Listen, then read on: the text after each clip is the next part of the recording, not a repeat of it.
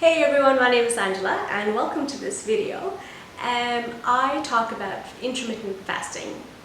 Here or there I might make a video about something else, but as you can say by the name, I fast. What I will do is I will link a previous video that I made about intermittent fasting, just in case you don't know what the hell I'm talking about. It's just sort of an introduction for beginners if they want to look into the world of fasting. I have been doing this for about a year now, and I lost a lot of weight, then I gained weight, losing weight again. Currently I'm doing 100 days of OMAD, which is 1 meal a day. So what you do essentially is you fast for 23 hours and you eat in a 1 hour window. And usually when we go out to, on the internet and stuff to search about intermittent fasting, you find lots of tips and tricks. I will today sort of point out a few tips which I have learned over time, and these might not be, very in your face when it comes to articles and books about intermittent fasting. But I hope that you learned something from this video, so please stick with me. Number one is to take care of your mental health. Now, I say that because nowadays we don't only eat to survive anymore. Sometimes food provides a comfort, sometimes you're just bored, and that is why it's very beneficial to recognize, number one, why it is that you eat outside your normal meal times, and number two is to sort of work on those things as well while you're fasting. Because I'll give you my own example. My anxiety is up and down, my depression is all over the place, and we're living in India, so as you could, maybe you might have seen in the news, the situation over here is really not good. Touch wood. My family, myself, my husband, we're all very, very careful. We don't leave the house unless it's absolutely necessary. We are in lockdown, and we're very careful when we do go out. We wear our masks, we make sure we're sanitizing our hands, or we wash our hands as soon as we come back inside. But still, I know so many people who have lost somebody, or even in my own family, sort of distant relatives, that it just feels like something is sitting over here on my shoulder, and it says to me constantly, you can't be that lucky. You're gonna get it. Even worse. Some family member of yours is gonna get it. They're gonna die. You're gonna lose somebody. And it's constant. It's constant these past few weeks. And it's, hearing an ambulance siren in the background, and it has become sort of an everyday thing. And that can't be good for anybody's mental health. Now, I am sorry if you hear some beeping. I can't deal. Anyway, so for that reason, my anxiety is through the roof, and that is when I want to eat more than I usually do. That is when I want to eat absolutely shitty food the whole time. Trust me, I do get, my husband and I have sort of a pack that we get takeaway once a week or maybe twice a week, but we've been good these past few weeks. We've been getting our weekly takeaway, but just for me to recognize the fact that, yes, this is when you go and eat, this is when you want to go into the kitchen and look for something, or you want to go downstairs to the shops and get something. And to be able to work on that really helps me concentrate on my fasting as well. So I won't constantly be reaching for food. So to sort of tackle this mental health sort of crisis that we're in at the moment, my husband and I have, we got a coloring book, and we try to do that. We're trying to concentrate on writing a story together, so we talk about that quite a bit. I try to make sure that I am keeping busy, and I'm not just sitting there idle and thinking about all the worst case scenario things that could happen to my family right now. So yeah, if you concentrate on your mental health first, of course it is important for yourself generally, but second of all, if you're fasting, it really helps eliminate those extra reasons to eat. Okay. Number two is to cook your own food. I feel that it is such an important aspect of life to procure your own food, go to the grocery store, or if you're in lockdown like us, order it. Get your own veggies, get your own protein, and decide what you want to cook. Use it as a way to reward yourself, I would say. That, I fasted for these many hours, and sometimes while you're fasting, you're craving something. And you're like, okay, well, this is what I will have.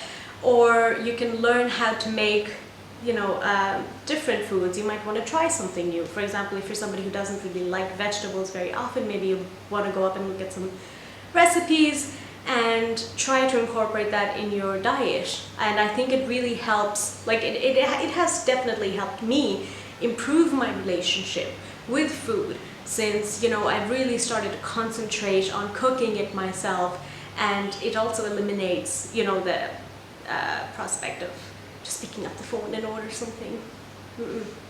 Sometimes great, as a treat, yes, but everyday life, no. Okay. Number 3 is to feast. Now, don't treat fasting as a diet, treat it as a lifestyle. So I don't like low carb, yada diets, even though I did enjoy keto, but I don't think it's sustainable for me. I don't want to have a big bowl of lunch, a big bowl of salad when I am eating, my one meal in the day, because I know that I'm going to come back being hungry and annoyed, and either I'm going to hate myself and fast till the next day, or I will break my fast because I'm really hungry. So feasting and fasting, they go hand in hand.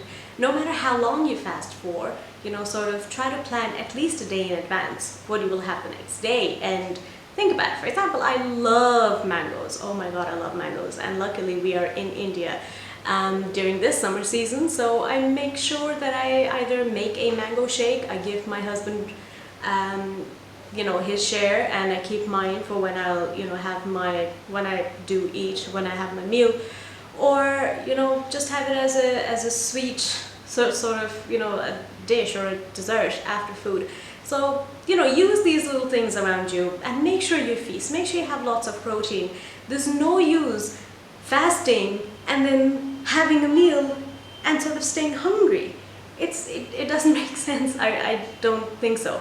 If you are the kind of person who counts calories and stuff, do that, but I can't do this today.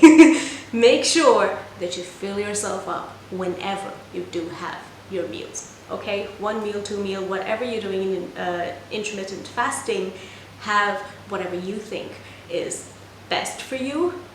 Not takeaway every day. That's not what I mean. And what you mean. Don't have takeaway, please, but have lots of protein.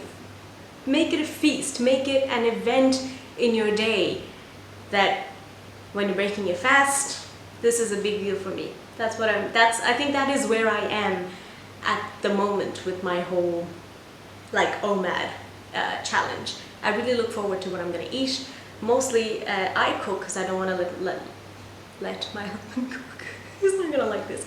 He cooks delicious food, but the thing is, I want to be, sort of in the process, involved in the process of cooking. I don't want to just sit there waiting for my meal. I want to be there. That's okay. I'll work on that. I promise, Tim. I will work on that. The next thing is, make sure that you set yourself some goals which have nothing to do with the scales. Sometimes the scales can lie. Sometimes you're just bloated, or you've just had your period, and according to the scale, you've put on 1 kilo, which is me right now. Sometimes you might feel like it bogs you down because you gave yourself a certain amount of time and you gave yourself a certain amount of goal, but you're not getting there. So there are many other ways to weigh your success. Take lots of pictures of yourself. You can compare pictures instead of the actual weight.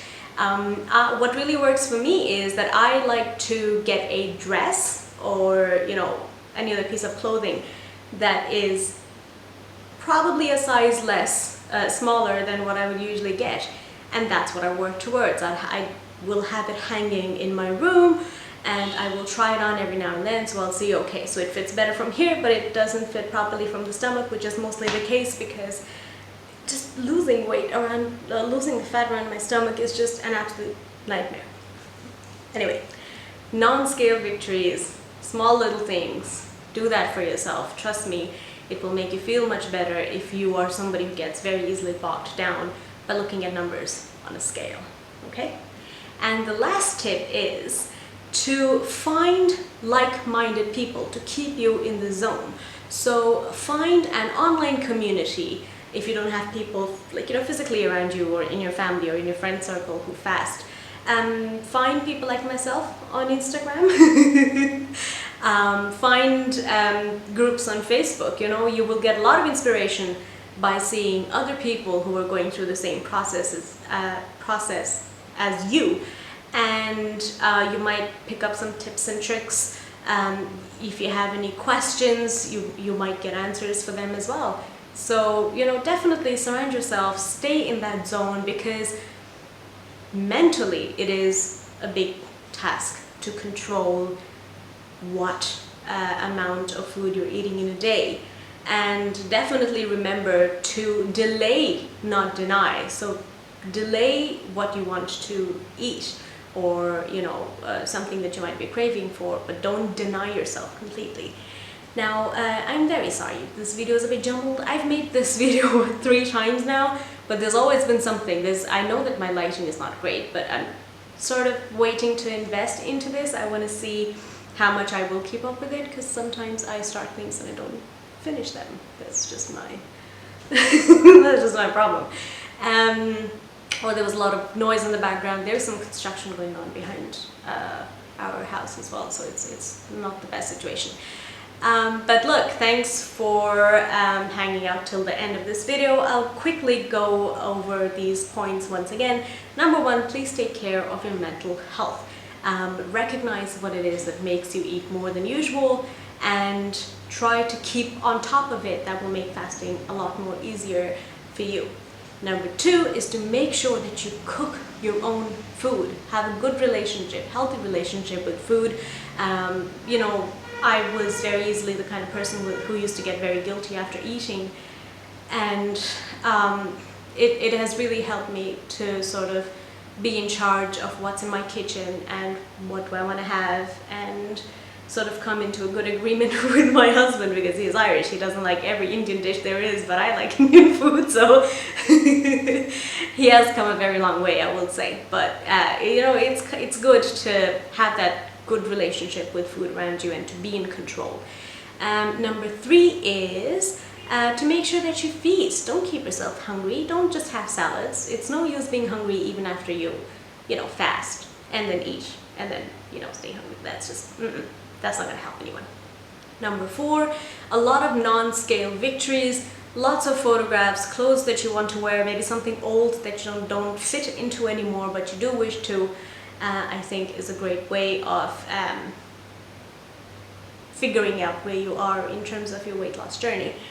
Number 5, surround yourself by like-minded people. Do like my video, subscribe to this channel so that you know whenever I put up a video next, and get inspired and make friends. Feel free to hop over to my page on Instagram as well. I am a lot more active over there. I would put up pictures of what I eat, and if I do have a longer eating window, I'll say that is one way that I keep myself accountable. And if you have any questions, please feel free to get in touch as well. It was lovely to see you, but not to see you today. I hope you enjoyed this video. Once again, please do subscribe to the channel and feel free to say hi on Instagram. See you soon. Bye!